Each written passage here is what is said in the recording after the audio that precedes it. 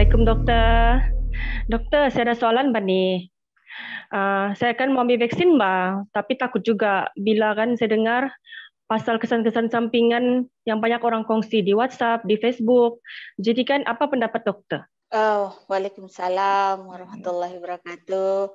Sekarang nih kalau kita tengok dekat media Mm-mm. sosial banyak betul maklumat-maklumat yang dikongsi berkenaan dengan COVID, Mm. berkenaan dengan vaksin. Jadi ada yang benar, ada yang salah juga itu maklumat. Jadi kita kena betul-betul pilih saluran yang betul untuk mengambil maklumat. Kalau mau bertanya pun jangan rujuk dengan setakat kawan-kawan saja, kita kena rujuk dengan pakar perubatan. Pendapat pun kita kena ambil majoriti punya pendapat. Majoriti siapa? Majoriti pakar perubatan. Pasal kesan-kesan sampingan tu sebenarnya lebih kepada tindak balas badan terhadap vaksin yang diberikan.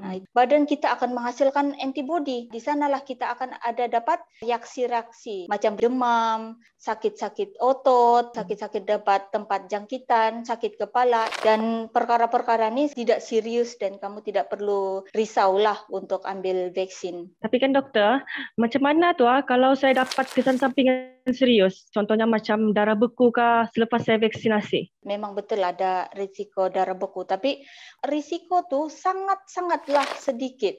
Contohnya AstraZeneca tuh risiko dia sekitar 0,0004%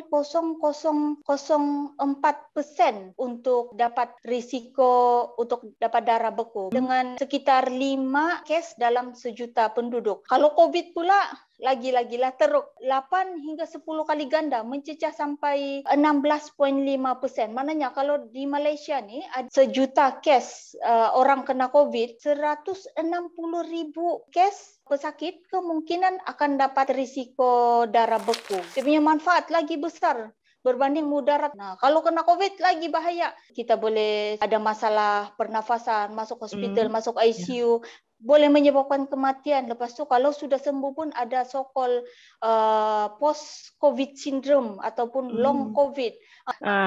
Perlukah saya vaksin? Sedangkan kan kalau saya dengar-dengar kalau terdapat vaksin pun kita boleh juga kena COVID-19. Macam mana tu dokter?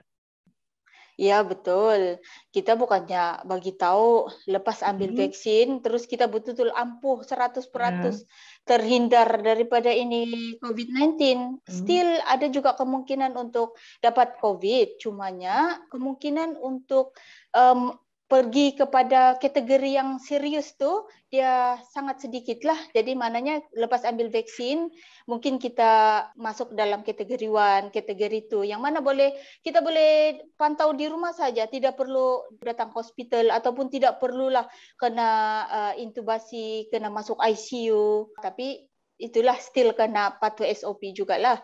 Ramai juga ibu-ibu pun takut sudah mau ambil vaksin.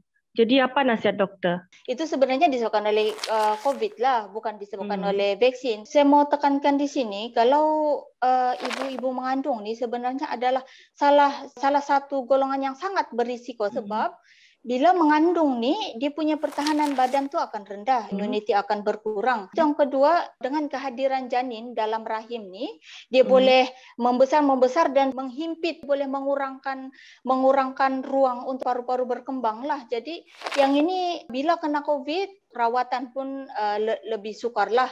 Dan kita galakkan untuk mengambil vaksin untuk ibu yang mengandung ni selepas 12 minggu kehamilan lah.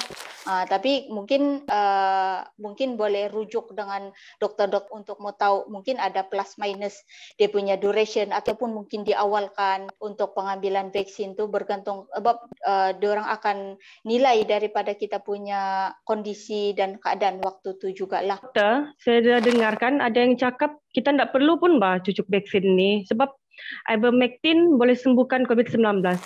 Jadi kan apalah pendapat dokter pasal ni ivermectin? Ivermectin ni sebenarnya adalah ubat antiparasit. Antiparasit itu maknanya ubat untuk merawat parasit, tapi bukan dalam manusia, tapi dalam hewan sebenarnya. KKM ni sebenarnya sangat berhati-hati dalam membuat keputusan, terutamanya melibatkan ubat-ubat macam gini. Terima kasih doktor kerana menjawab semua soalan saya.